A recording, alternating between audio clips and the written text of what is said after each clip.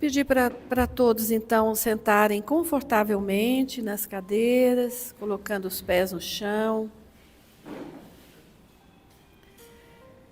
Fechando os olhos, quem quiser.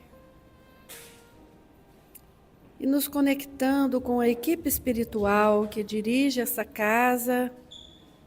E a equipe especialmente destacada para esses momentos, para este momento de agora. Momento de palestra, de percepção, e também um momento em que nós nos abrimos para uma conexão maior conosco mesmos e com os nossos mentores, com os mentores dessa casa.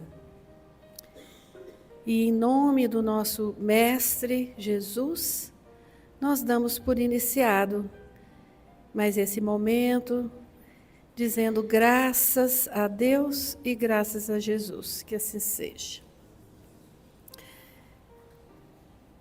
Então, me pediram que eu desse uma palestra com esse tema, influência espiritual nas doenças modernas. Confesso que olhei para esse tema e pensei que se eu tivesse tempo eu ia conversar com quem pediu para entender melhor do que se trata.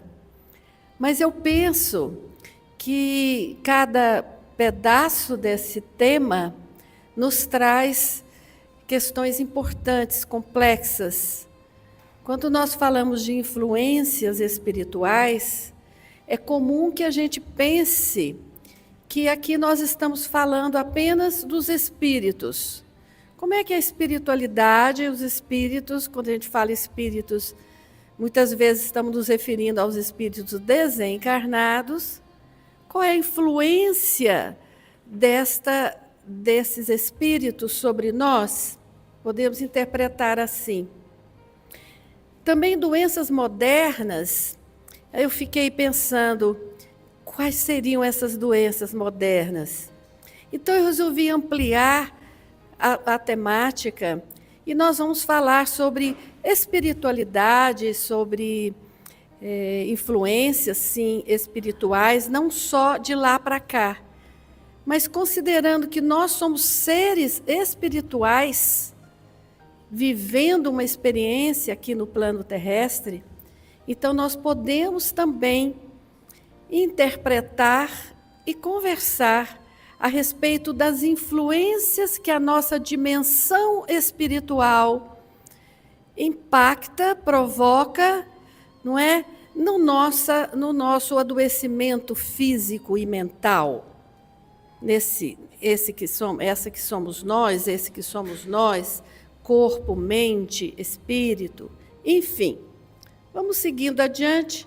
Eu acredito que nós vamos ter uma boa conversa, independente de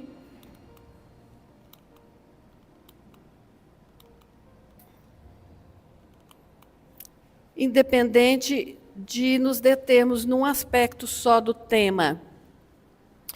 Quando nós falamos que somos seres espirituais e nós somos seres complexos, é interessante que um dos grandes ensinamentos presentes que a codificação espírita nos traz para a humanidade como um todo, é justamente essa compreensão maior de quem somos nós, desse ser espiritual que somos nós. Não só entendendo o espírito como uma luz, não é? Esse algo superior, essa energia luminosa, não é? Mas compreendendo também todas as suas dimensões e o seu processo de manifestação no corpo físico e na matéria.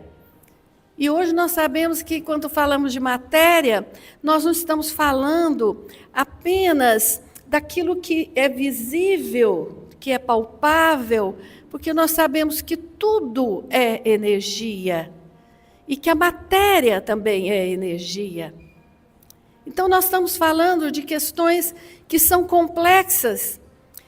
Eu gosto desta imagem, vamos voltar aqui, que mostra essa dimensão do ser humano, não só um corpo físico, mas esse corpo espiritual, essa luz, e esses corpos intermediários, esse perispírito, que permite essa conexão do espírito com o corpo nesta nossa dimensão.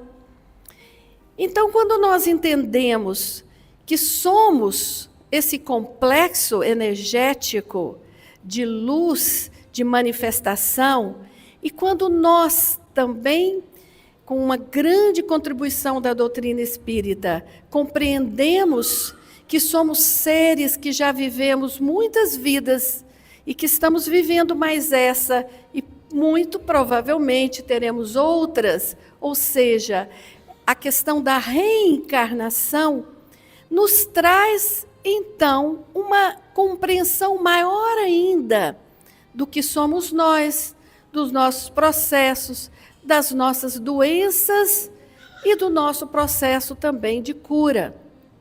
Nós somos seres espirituais, vivendo essa experiência, não é? E nós, obviamente, que como seres espirituais que somos e como vivemos muitas vidas, nós vamos trazendo informações e sabemos que as informações, elas persistem, elas estão presentes, elas renovam e elas conformam a nossa encarnação, o nosso corpo físico. Informações a partir das nossas vivências passadas, informações a partir de experiências que nós tivemos, sejam experiências traumáticas, experiências dolorosas, mas também experiências positivas, que vão conformando esse complexo que somos nós. Então, quando nós encarnamos, ou seja, quando este espírito que é luz e é eterno, toma essa dimensão, esse formato, este corpo que é fluídico, que é energético, que tem essa materialidade, mas que é coordenado, dirigido e plasmado pelo Espírito, não é? E nesse momento nós podemos olhar e perceber todas essas dimensões. Então, quando nós falamos de um adoecimento e de possíveis influências espirituais, não é? Nós estaríamos restringindo muito a nossa compreensão, dizendo apenas que as nossas doenças, não é? Aqui eu acho que quando disseram doenças modernas, eu imagino doenças mais atuais, principalmente as doenças psíquicas, que hoje, de uma forma bastante significativa e assustadora, não é? Nos trazem uma situação onde esse adoecimento ele se torna bastante frequente, não só nos indivíduos adultos, mas principalmente cresce muito entre as crianças e os jovens, os adolescentes, os adoecimentos mentais, os quadros de depressão, tão difíceis de serem tratados. Muitos de nós, não é? Procuramos as casas espíritas para tratarmos muitas vezes desse nosso adoecimento. Os quadros de ansiedade, os quadros de depressão e os quadros mais graves das doenças psicóticas, não é? Sim, existe uma influenciação, porque nós nos conectamos, não é? Assim como nós influenciamos as pessoas ao nosso redor, nós influenciamos os nossos familiares, os nossos amigos, influenciamos com o nosso pensamento, com nossas atitudes, não é? Nós também influenciamos aqueles que estão no plano espiritual, que não encarnaram naquele momento, que não estão encarnados naquele momento. Assim como sofremos também uma influenciação desses seres que estão ali. Mas isso tudo é pequeno, na minha avaliação, na minha percepção, diante do que nós mesmos somos responsáveis, enquanto espíritos que somos, o nosso próprio adoecimento e pela nossa cura. Essa responsabilidade sobre quem somos, o que somos, como adoecemos e como nos curamos, ela é muito mais importante do que apenas acharmos que estamos perturbados ou doentes em função de uma influenciação que vem do plano espiritual. Aqui, quando nós estudamos, e aqui na casa nós temos vários cursos, temos um curso de iniciação à própria espiritualidade, ao espiritismo, não é? E temos o curso também que forma médiuns. E uma das matérias que nós estávamos estudando outro dia é justamente sobre isso que nós chamamos de matéria mental, não é? O nosso pensamento emite ondas que influenciam diretamente todo o nosso ser, o nosso corpo, a nossa mente, não é? Então, o pensamento, ele é uma onda, portanto, ele é também energia, e ele impacta o nosso ser, assim como ele impacta também ao nosso redor, não é? Essa matéria mental, segundo os livros que estudam mais aprofundadamente o fenômeno da mediunidade, do espiritismo, nos fundamentos da criação vibra o pensamento imensurável do Criador. E sobre esse plasma divino vibra o pensamento mensurável da criatura, a constituir-se no vasto oceano de força mental em que os poderes do espírito se manifestam. Energias profundas que produzem eletricidade e magnetismo, sem conseguir enquadrá-las em exatas definições terrestres. Quando nós olhamos toda a trajetória, a obra, a existência, a jornada do nosso grande Mestre Jesus e todas as suas curas, todas as manifestações do seu poder magnético, nós hoje podemos compreender um pouquinho e sabemos que isso é ciência, que esse é um poder que um ser, no grau de evolução que é Jesus, o Espírito certamente mais evoluído, que já esteve aqui entre nós, no planeta, embora tenhamos muitos espíritos muito evoluídos, não é? Essa capacidade de plasmar, de modificar aquela substância e transformar água em vinho,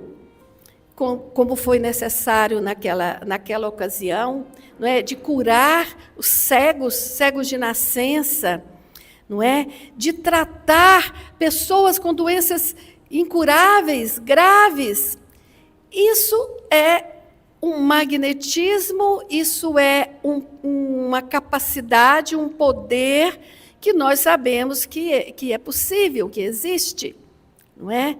Então, toda essa dimensão da energia, não é? Ela é importante ser avaliada quando nós falamos de saúde e doença. Nós sabemos que muitas vezes as doenças podem, a partir do próprio pensamento, da força mental daquela pessoa, aquela pessoa pode obter uma cura, não é? Nós sabemos disso. Existem já estudos mostrando a diferença daquele que tem fé, daquele que não tem, de uma mesma doença, de um mesmo adoecimento. Então, a influência que nós, como seres espirituais, com o nosso pensamento, com a nossa mente, exercemos sobre o nosso corpo é muito grande. Mas são muitas outras questões que estão compreendidas dentro dessa dimensão. Compreendemos assim perfeitamente que a matéria mental é um instrumento sutil da vontade, atuando nas formações da matéria física, gerando as motivações de prazer ou desgosto, alegria ou dor, otimismo ou desespero, que não se reduzem efetivamente a abstrações, por apresentarem turbilhões de força em que a alma cria os seus próprios estados de mentação indutiva, atraindo para si mesma os agentes, por enquanto, imponderáveis na terra, de luz ou sombra, vitória ou derrota, infortúnio ou felicidade. Portanto, não é verdade, não é, que nós estamos fadados ao sofrimento por si só. Não é verdade que nós não podemos acreditar na possibilidade de termos melhoras, alívios, curas, não só a partir da ação do outro sobre nós, mas muito a partir de nós mesmos, a partir da nossa força mental, a partir da nossa vontade. Isso é muito importante, e isso é algo que nós, dentro da doutrina espírita, aprendemos e repassamos. Assim como lá atrás Jesus dizia, depois de curar um cego, um paralítico, ele dizia: vá e siga adiante, ou vá e não peques mais, e vá e veja o que você vai ver agora a partir dos seus olhos sãos, não é? Nós também precisamos ter essa clareza de que é um processo onde nós somos agentes de melhora, como somos agentes também de piora, de sofrimento e de dor. Formas pensamento é algo que nós também estudamos, percebemos, estamos aprendendo cada vez mais. O que são essas formas pensamento? O que é isso que nós mesmos plasmamos, muitas vezes formando verdadeiros aparelhos, arcabouços, correntes que nos prendem? E que muitas vezes acusamos ali os desencarnados de estarem nos obsediando, nos trazendo todos esses sintomas, quando, na verdade, nós mesmos criamos essas formas pensamento. E assim como criamos, podemos também nos desidentificar delas. Podemos também sair desse lugar, desse padrão, não é? Sintonia e afinidade. Quando insistimos em uma ideia, atraímos mentes que vibram na mesma frequência, formando uma comunicação ou um intercâmbio automático. Portanto, quando estamos sobre a influenciação, e às vezes sentimos isso pesada, não é? Que podemos acusar ali irmãos, seres que estão no outro plano, nos obsidiando, nos perturbando, tenhamos certeza absoluta que se nós não estivermos com o nosso canal sintonizado com aquela vibração, nós não sofreremos essa vibração. Assim como é difícil, muitas vezes, para os nossos familiares, mentores, desencarnados, que, porventura, queiram ali nos ajudar em algum momento, se nós não estamos nessa sintonia fina com eles, com o pensamento elevado, em prece, agradecidos, vibrando numa onda superior, nós também não vamos conseguir estabelecer esse canal, essa sintonia fina. E não vamos conseguir receber toda a ajuda que está ali disponível para nós. O espírito projeta matéria mental, criando construções que se materializam no plano astral, ligando-nos a outros seres com sentimentos afins. Responsabilidade mental. Cultivar bons pensamentos gera energias calmantes, enquanto pensamentos de ódio ou inveja geram fluidos tóxicos, atraindo mentes de baixa sintonia e afetando o nosso perispírito. Isso é algo que a gente tem falado aqui, os vários palestrantes, e é algo muito difícil, não é fácil. Você sintonizar numa energia de amor, de paz, e você não alimentar a energia que predomina, muitas vezes, no momento atual que nós vivemos, no mundo, e também muito no nosso país, uma energia de ódio, não é? De julgamento, de condenação, não é? De disputa, de poder pelo poder. Essas energias, elas criam uma atmosfera que nos adoece. E muitas vezes nos afasta das pessoas que nós amamos, que pensam naquele momento um pouco diferente de nós. Isso é um exercício que nós precisamos estar atentos. Nós precisamos estar atentos e perceber que tudo é passageiro. Nós estamos vivendo essa grande crise, essa ameaça até de uma guerra mundial. É verdade. Nós rezamos, vibramos e pedimos para que haja paz. Para que haja paz de qualquer jeito, que ela venha, não é? É tudo que nós podemos pedir nesse momento. Mas nós sabemos que esta paz, ela precisa começar dentro de nós.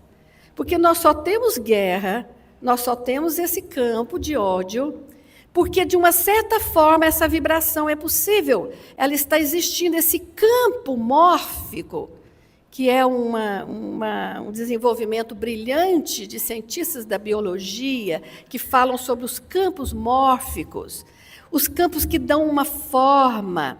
Se esse campo não existe, não tem como uma meia dúzia de espíritos negativos, espíritos atrasados, que encarnaram muitas vezes para terem uma oportunidade mesmo de evoluírem, porque todos nós caminhamos para a evolução. Todos nós caminhamos para sermos aqueles espíritos de luz que um dia fomos criados. Então, mesmo nessas situações onde nós vimos, não é, que existem argumentos e multidões construindo teorias, situações que possam justificar uma guerra, ela só é possível se nós sustentarmos isso a nível vibracional. Porque se nós não sustentarmos, isso não vai existir. A realidade, ela depende do nosso olhar, ela depende da nossa projeção. Então, nós podemos começar agora. Qual que é o problema? Vamos começar agora. Vamos vibrar paz. Vamos achar que nem todo mundo tem razão e todo mundo não tem razão e eu não sou dono da razão. Mas eu posso querer construir e vibrar para que este planeta seja um planeta de luz, de paz, porque ele tem tudo que nós precisamos. Ele tem recursos minerais, ele tem luz do sol para todos, ele tem inteligência. Olha quantas inteligências já foram desenvolvidas, artificiais ou não. Nós temos internet. O que acontece lá do outro lado do mundo, nós ficamos sabendo aqui agora. Nós temos as condições já chamadas objetivas de tecnologia, de ciência, para vivermos num planeta de paz. E nós não vivemos porque nós somos seres ainda muito atrasados, que brigamos e que queremos mais para mim e para minha família. O outro não importa. O outro é feio, o outro é preto, o outro é isso, o outro é aquilo, o outro é de uma religião que não é boa, é uma religião que não tem religião que não seja boa. Existe um estudo maravilhoso, que nós já falamos dele aqui. Ele chegou agora na conclusão final da sua primeira onda. Ele chama The Global Flourishing Study, coordenado pela Universidade de Harvard, não é? Com mais de 100 outros institutos de pesquisa participando. É o maior estudo sobre o ser humano que existe. Eles pesquisam, porque é um estudo longitudinal, ele está em andamento ainda. São pesquisadas 220 mil pessoas. Estatisticamente, representa 40% da população do planeta, em 22 países. E o que esse estudo estuda? Mostra O que é felicidade? O que é o florescimento humano? Florescimento humano é compreendido por esses cientistas como um estado de equilíbrio das várias dimensões do ser. E existem 7 eixos principais que eles destacam fazendo parte desse florescimento humano. Saúde e bem-estar, saúde física e mental, caráter e virtude. Olha que interessante. Caráter e virtude fazendo parte desse florescimento humano. As relações sociais, começando pelas relações familiares. Quanto melhor você está na sua relação familiar, inclusive tem uma pergunta que pergunta diretamente da relação da pessoa com sua mãe, com seu pai. E quanto melhor é esta relação, mais um índice de florescimento é possível. A capacidade de perdoar. Vocês vejam que coisa fantástica. Um estudo científico que prova que se você tem uma capacidade de perdoar maior, você tem mais sobrevida, você tem mais florescimento. Um outro item importante, a espiritualidade. A espiritualidade compreendida como religiosidade, religião mesmo. A pergunta era, você com 12 anos de idade, você frequentava alguma religião? Você tinha um culto? Sua família te levava em alguma igreja? Vejam que foram pesquisados 22 países muçulmanos, cristãos, mais católicos, mais evangélicos, países da Índia, de todos os continentes do mundo. E a pergunta era, você aos 12 anos de idade, você frequentava? Se aquele adulto respondia que sim, ali depois a estatística mostrou que ele tinha uma possibilidade de uma sobrevida e de um florescimento maior, de uma saúde mental maior. Algumas coisas alarmantes esse estudo está mostrando. Por exemplo, que em termos de expectativa, de otimismo, de expectativa de vida, e até mesmo em termos de saúde mental, os jovens de países como Brasil, Estados Unidos e outros têm um menor florescimento do que os adultos e do que os idosos. Isso significa que os jovens estão numa tristeza, numa falta de sentido, porque um dos aspectos estudados é o sentido da vida. Você tem um propósito na vida? Foi feita essa pergunta. Aqueles que têm um propósito têm uma condição melhor de florescimento, de desenvolvimento. O que está acontecendo com os nossos jovens? O que está acontecendo conosco, que de repente perdemos um pouco esse sentido, esse propósito da vida? Então, este estudo, ele está nos mostrando algo que às vezes a gente até podia dizer que já sabia, mas ele está trazendo isso com tanta clareza que vale a pena a gente olhar e estudar um pouco mais sobre ele. Eu vou mostrar aqui um outro material bem rapidinho, se eu der conta aqui de sair e entrar no outro aqui. Um momentinho.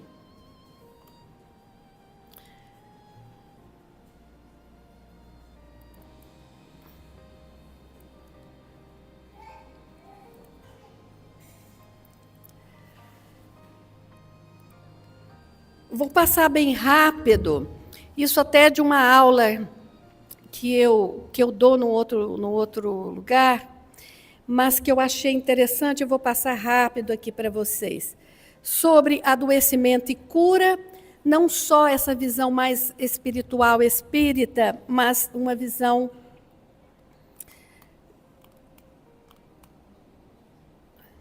aqui, este livro, que nós já falamos muito sobre ele aqui.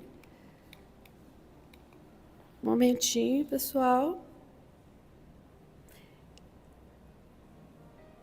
sobre a multidimensionalidade do ser, já falei. Esse livro é um livro que nós temos aqui na livraria, desse nosso querido mestre Alexander Moreira Almeida, que é um professor, um cientista, um psiquiatra da Universidade Federal de Juiz de Fora. É uma das universidades que está acompanhando esse estudo do florescimento humano, tá?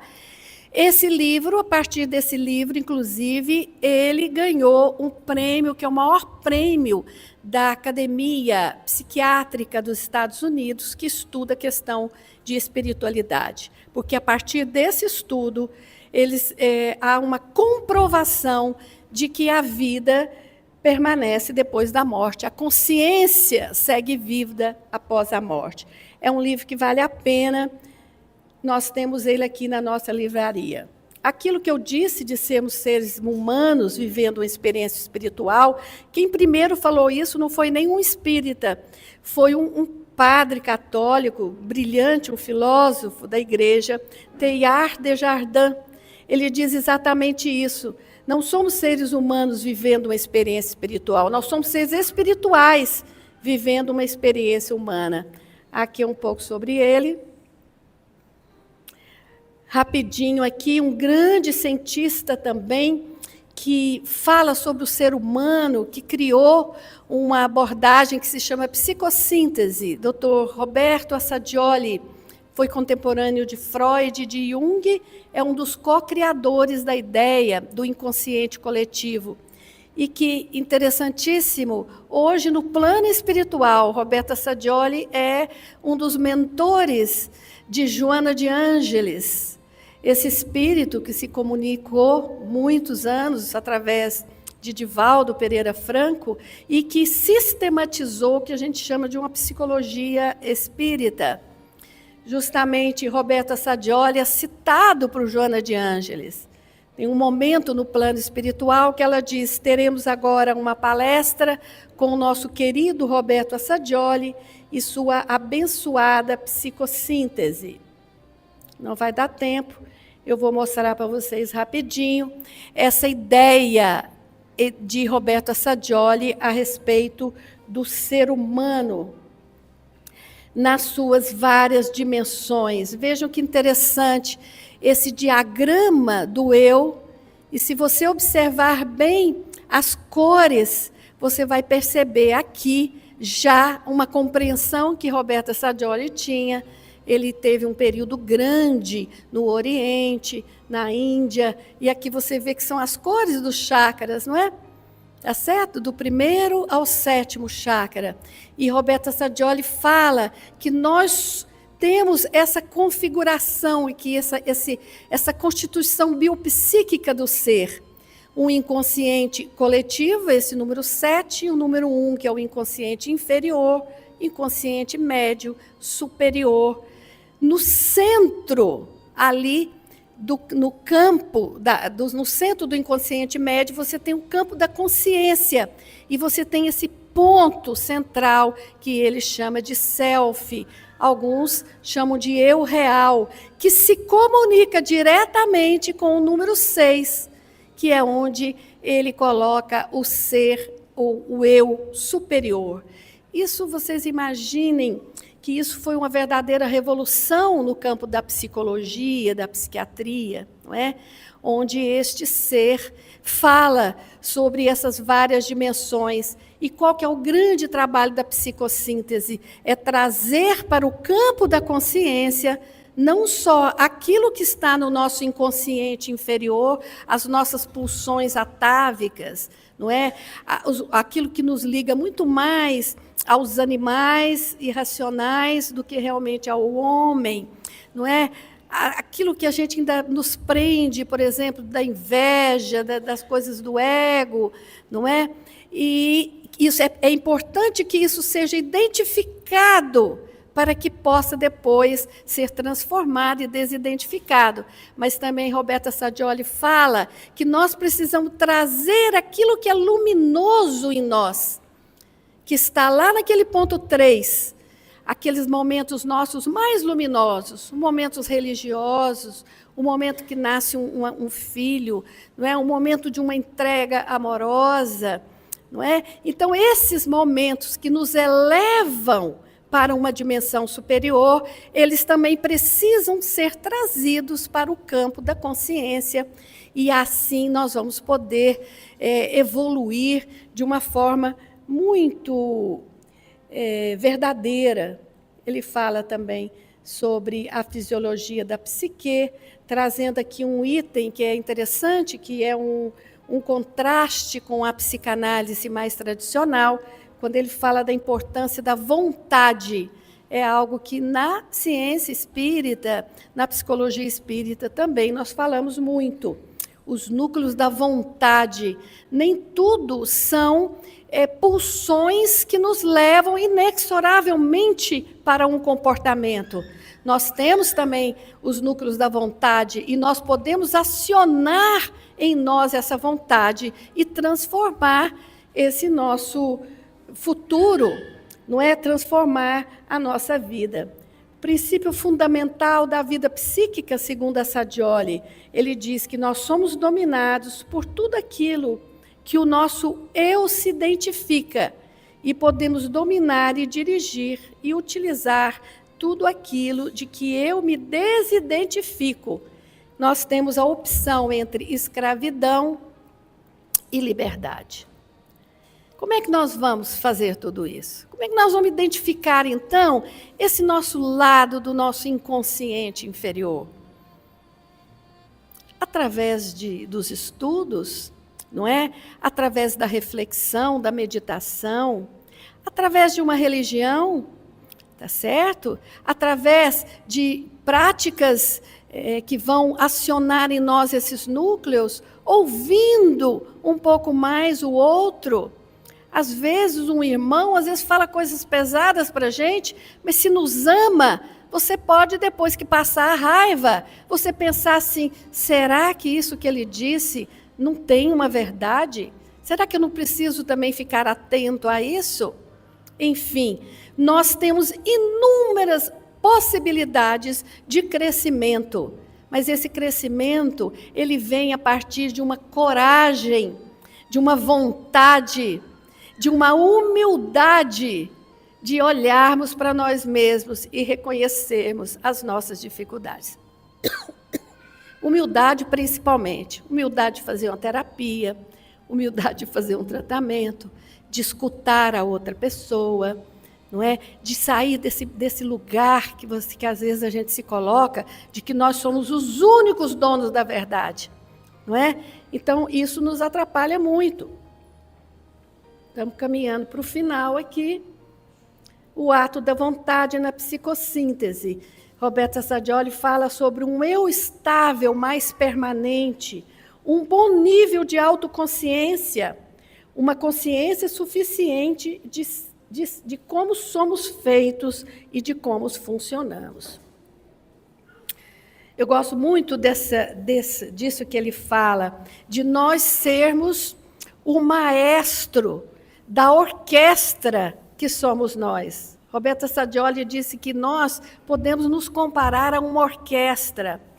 A música que essa orquestra toca é o propósito da nossa vida, que agora esse estudo científico está mostrando a importância desse propósito. Então, cada um de nós tem uma sinfonia, e cada um de nós é uma orquestra, onde os músicos são os nossos pequenos eus.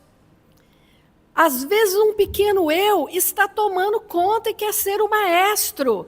E às vezes aquele pequeno eu é um eu identificado com um trauma, com a nossa criança ferida, não é? E aí ele quer dominar a nossa personalidade. Então a cura está no momento em que eu identifico esses pequenos eus e eu permito, eu construo uma situação onde o meu eu real, que se conecta com o meu eu superior, é o maestro da orquestra.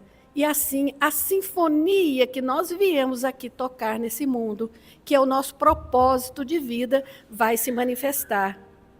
Pode ser que o meu propósito seja diferente do de vocês, ou é claro, cada um tem o seu propósito. Às vezes o propósito de vida de determinada pessoa é um propósito muito elevado.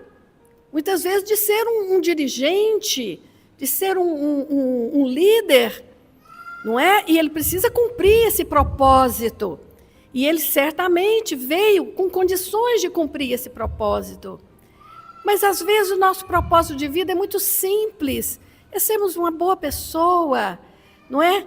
É sermos ali uma boa companheira, um bom marido, um bom filho, um bom trabalhador. Esse trabalhador pode ser um operário simples da construção, mas pode ser um engenheiro, pode ser aquele que está dirigindo. Qual é o propósito e qual é o papel que cada um pode cumprir? É isso que vai determinar se você está em equilíbrio, não é? E se você tem condições de, a partir dessa estrutura, desse seu eu real, dar passos significativos adiante no seu processo evolutivo. O eu como diretor, o maestro da orquestra, tomar nas mãos a vida e treinar a viver com a direção do eu e a inspiração do ser, o nosso eu superior. Entre o dizer e o fazer, diz Roberta Sadioli, tem o começar. E esse psicólogo do Instituto de Psicossíntese italiano, que diz assim, não importa como sopra o vento, mas sim como posicionamos as velas. Portanto, meus amigos, um pouco desse tema que é complexo, nós começamos por um aspecto, terminamos em outro, mas eu acredito que foi possível passar um pouco desses ensinamentos, não é? Que a doutrina espírita e outras filosofias, psicologias têm nos trazido, mas principalmente aquilo que nós vamos aprendendo no nosso dia a dia, não é? Conosco mesmo, com aqueles que estão ao nosso redor.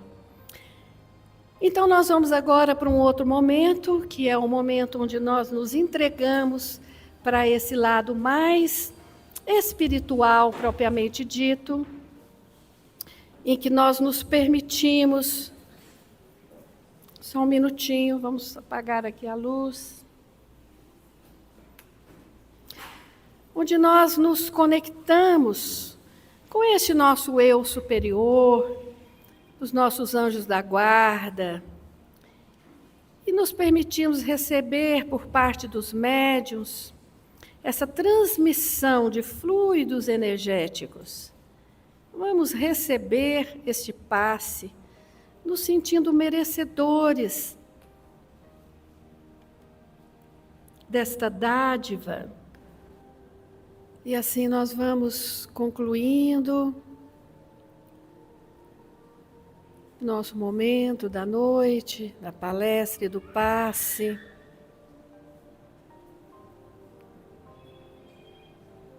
Agradecendo por esta oportunidade de estarmos aqui, de recebermos, de doarmos, de estarmos em sintonia com o nosso eu superior e com o eu superior de toda esta coletividade. E assim, em nome de Jesus, nós damos por encerrado esse nosso momento, dizendo graças a Deus e graças a Jesus.